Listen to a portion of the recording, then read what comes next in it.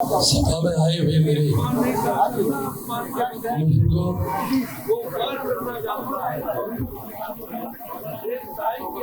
सम्मान के योग मंच पर बैठे मेरे साथीगण, मेरे साथी बंधुओं, मैं सर्वप्रथम गोल्डी जी का आभारी हूँ। आज हजारों मेरे लिए शुभकामना सुचेतना रखने वाले हमारे साथियों मुझे दर्शन भी कराया। आप बहुत देर से इंतजार कर रहे हैं।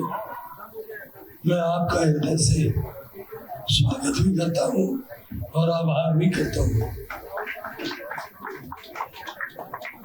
गोल्डी जी, आपने मेरी बहुत प्रशंसा की है। भाई, आप स्वयं अच्छे आदमी हैं, इसलिए आपको हर व्यक्ति में अच्छाई नजर आती है। मैंने भी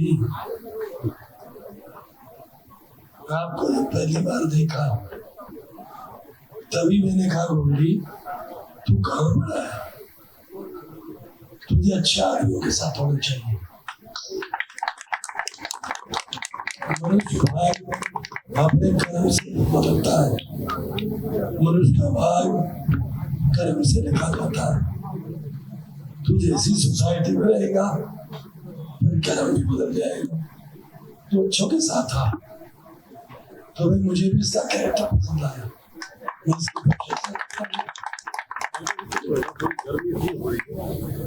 और जब मनुष्य परमार्थ के भाव से अपने मार्ग पर चलता है तो प्रकृति भी स्वतः ही उसे रास्ता दे देती है। निसंदेह मैंने टिकट के लिए अप्लाई नहीं किया था। बहुत से लोग थे जिन्होंने अप्लाई किया। मैंने तो अपनी ड्यूटी 5 साल पहले ही विजय प्रताप को दे दी थी। इसलिए नहीं कि मैं कोई बुढ़ा हो गया, मैं सोच से बुढ़ा हो गया। मेरी सोच आज के राजनीतिक जीवन के अनुकूल नहीं है। सामाजिक मूल भी बदल रहे हैं, राजनीतिक मूल तो कतई बदल गए। देखिए, राजनीति का एक समय था, अटल बिहारी वाजपेयी जैसा प्रधानमंत्री भी आ रहा है। हालांकि वो बीजेपी के थे, लेकिन उस जैसी विशाल हृदय सा एक बेहतरीन व्यक्तित्व शीर्ष नेता थे बीजेपी के। लेकिन उन्होंने इंदिरा गांधी के लिए इतनी खराब तरीके से प्रशंसा की कि मुझे इंदिरा गांधी में दुर्गा का अवतार नजर आता है। इतनी महत्ता। राजीव गांधी के लिए कहा कि राजीव गांधी अगर ना होते तो मैं जिंदा न रहता। आज कोई पार्टी का व्यक्ति कहेगा एक दूसरी प्रशंसा के लिए, आज का ही वातावरण देख लीजिए, कहाँ खड़े हैं, किस तरह का दोषारोपण हो रहा है, क्या राजनीतिक मूल्य खंडित हो रहे हैं। विपक्ष अगर जरा भी कोई सही या विरोध करता है, उसी के पीछे राजनीतिक द्वेष की भावना से सरकारी एजेंसी लग जाती है। तो आज की राजनीति में भाई समय बहुत अंतर आ गया। इसलिए मैंने वाकई में अलग होने का इरादा किया था। हालांकि सामाजिक दायरे में मैं अलगाव नहीं पैदा कर सका, लेकिन पार्टी ने 3 बार सर्वे किया और तीनों बार ये कहा कि महेंद्र प्रताप को लाओ, उसे ही बनाओ। तो भैया, मैं तो जनता की आवाज बनाया हूँ। सच्ची बात,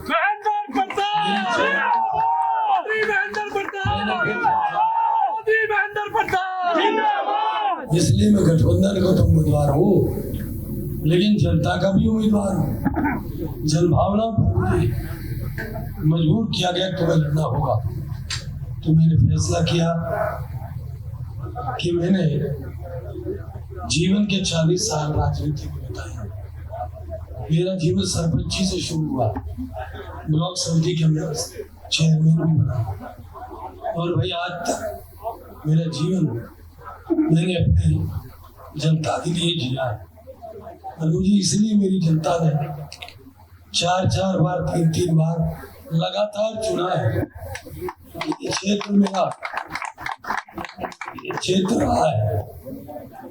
मुझे जो कुछ मिला है मेरी जनता से मिला है, मैंने इससे प्रेरणा ली है।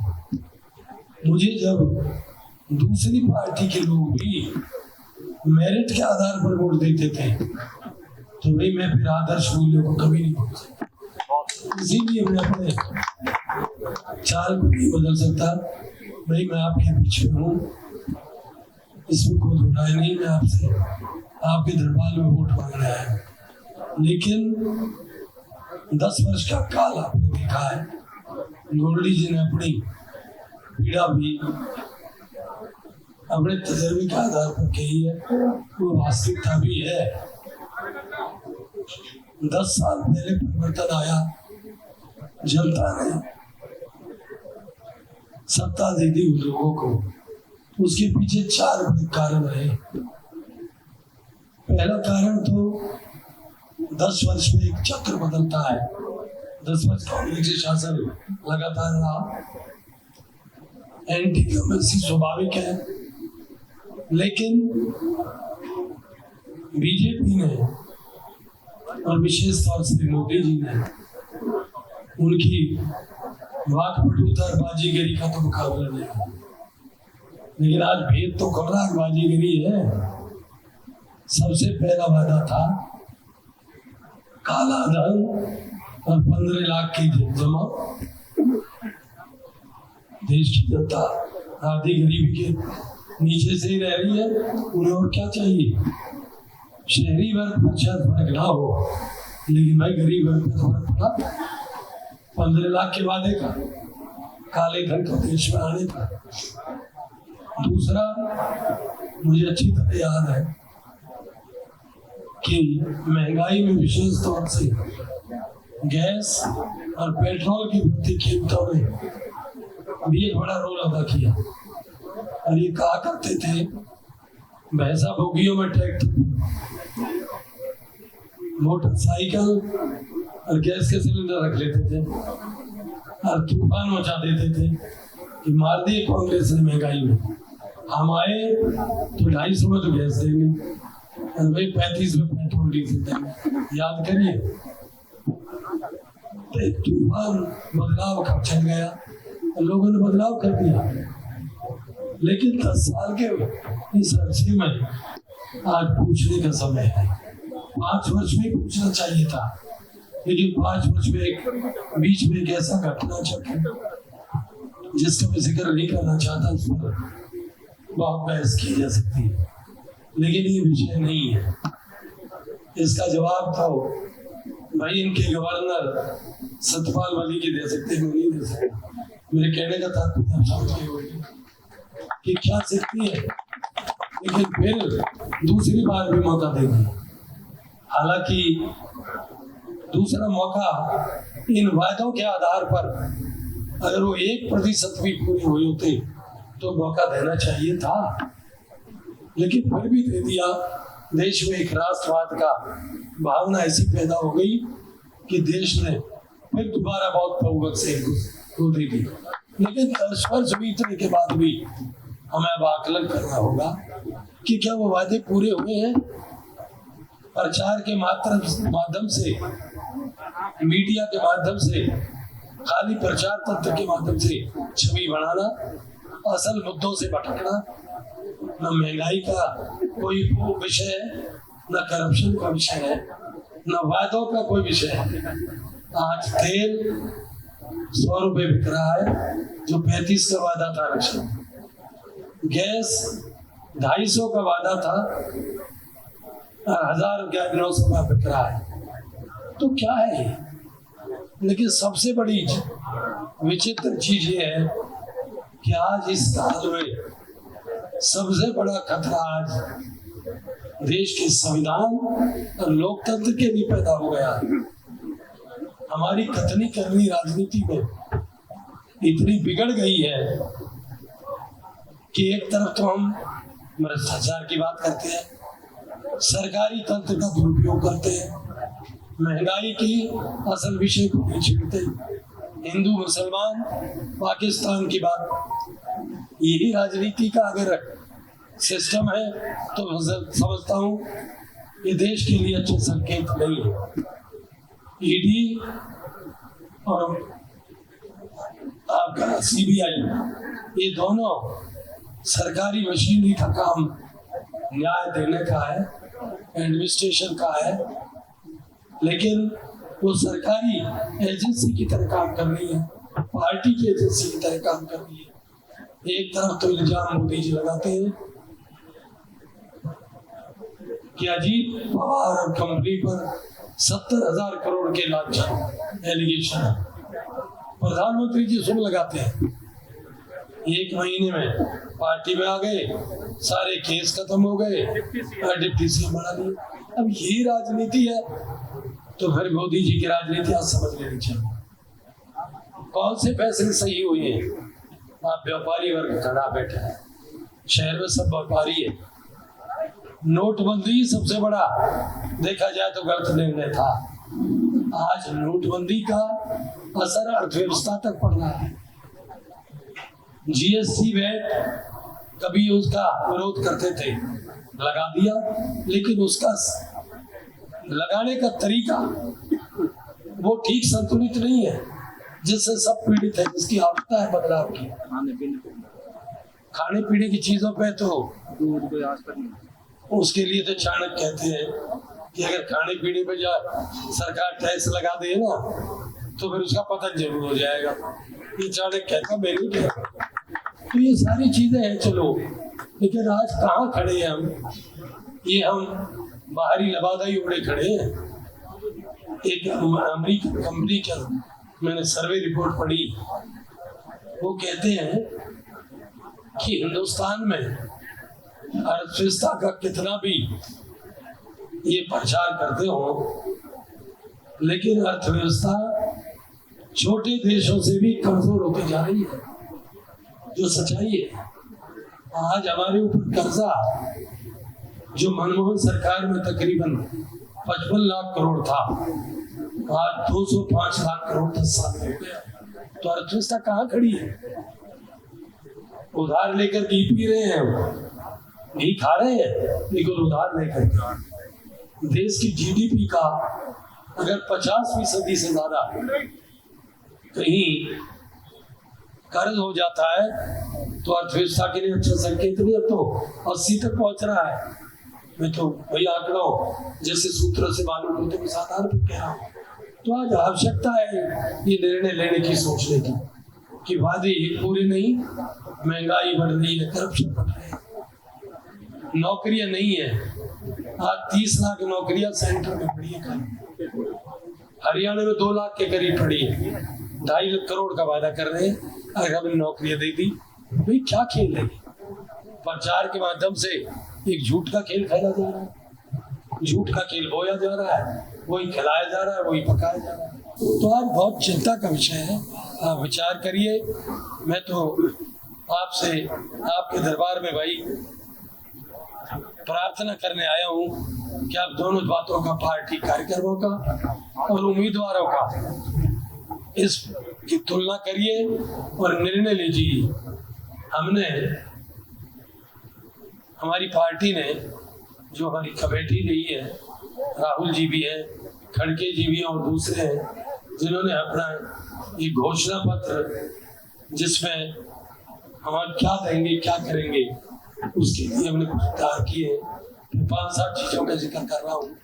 एक तो हमने, चूंकि इन्होंने इन वादों को पूरा न करके महंगाई को इस कदर बढ़ा दिया कि आम आदमी के लिए बहुत दुर्भर चीज हो रही है। रुपए की कीमत भी इतनी बढ़ गई जिसके लिए रोज कोसा करते थे। तो यह निर्णय लिया है कि देश की आज आबादी 50% के करीब, 40 आंकड़े कहते हैं, लेकिन मैं तो 50% मानता हूँ, जो गरीबी और गरीबी के साथ ही रहे। जिसके साथ साधन नहीं है। तो ये सब देश काल के हालात को ध्यान में रखते हुए हमने फैसला लिया है कि 300 यूनिट तक हर महीने बिजली फ्री देंगे, और गैस का जो वादा करके भी 1000 तक पहुंचा दिया। ये फायदा उन मोटी कंपनियों को हो रहा है जिनका 16 लाख करोड़ रुपए माफ किया जा चुका है। वही ले रहे रशिया से सस्ता तेल आ रहा है, और फिर भी तेल वही है, 32-30% डिस्काउंट से मिल रहा है। कौन कमा रही है? एलोकेशन उन कंपनियों को है जो उनकी चहेती है, जिन कंपनियों का स्थान आज से 10 वर्ष पहले, मैं नाम नहीं ले रहा, जिनका स्थान देश में दुनिया में 157-58 नंबर था, आज वो 3रे नंबर पर है। क्या यही तो है? तो आज इसको हमें परखना होगा। तो भाई दूसरा फैसला ये लिया है कि गैस की कीमतें साधारण से लेकर और आम आदमी को भी प्रभावित कर रही है। 1200 हो गया, इलेक्शन की वजह से घटा दिया, फिर बढ़ा दोगे तो फिर पहुंच जाएगा। हमने फैसला किया है, जिस राज्य में भी हमने कहा है उसी राज्य में हमने लागू भी किया है। ये गैस का सिलेंडर 500 रुपए से फालतू नहीं होने देंगे, जिससे सब प्रभावित होता है। ओल्ड एज पेंशन का भी, हालांकि सिद्धांतिक बात में बहस नहीं करना चाहता, 6000 रुपये हम ओल्ड एज पेंशन भी देंगे। एक फौज के बच्चों के लिए एक सरकार ने क्रांति, कौन सी है वो? अग्निवीर नाम है, बड़ा खूबसूरत नाम। कहाँ से छांट के लाते हैं भाई, मैं तो कल्पना भी नहीं कर सकता। उससे 2200 रुपए में 22,000 में कॉन्ट्रैक्ट बेस पर ही रखा जाते हैं। 4 साल का कॉन्ट्रैक्ट बेस है। ये खिलवाड़ है उन नौजवानों के साथ, और मिलिट्री के नाम पर देश की रक्षा के लिए भी ये खतरनाक शक्ति है। तो हमने फैसला लिया है कि हम इस योजना को आते ही खत्म कर देंगे, इसे लागू नहीं करेंगे। ये हमारी रक्षा की पद्धति के लिए खतरनाक शक्ति है, और वही मिलिट्री की जो हमारी पुरानी परंपरा तरीका सिस्टम है, उसी प्रकार से भर्ती भी करेंगे। 30 लाख पद खाली पड़े सेक्टर में, 2 लाख हरियाणा में। हम आते ही सबसे पहले सर्विसेज को भरेंगे, जिससे रोजगार तो मिले, निवेश पर भी ध्यान देंगे। क्या मेरा मतलब कहने का ये भाई कि तोल के देख लो, इस सरकार के 10 साल और हमारे पुराने 10 साल। हमने मेट्रो हमने लाई, मेडिकल कॉलेज हम लाए, IMT हम लाए, यूनिवर्सिटियां हम लाए, और ये एलिवेटेड रोड भी हमारी है भाई। शुरू कर दी थी बदरपुर से, शुरुआत हो गई थी, सरकार बदल दीजिए, तो वो तो ऑनगोइंग काम है, वो तो पूरे कर रहे होंगे। सेंट्रल योजना है, तो ये भी कायदे से शुरुआत पॉलिसी हमारी है। तो भाई आप निर्णय तोल कर ले। मैं तो आपसे प्रार्थना करता हूँ कि एक तरफ तो भाई मेरे निर्माता तो आप ही रहे हैं, मुझे आपने 4-5 बार देखा है, लगातार भी देखा है, 5 बड़े थे जब भी देखा है। मैं तो आपको विश्वास दे सकता हूँ, आप मुझे अपना विश्वास दीजिए, अपनी शक्ति दीजिए।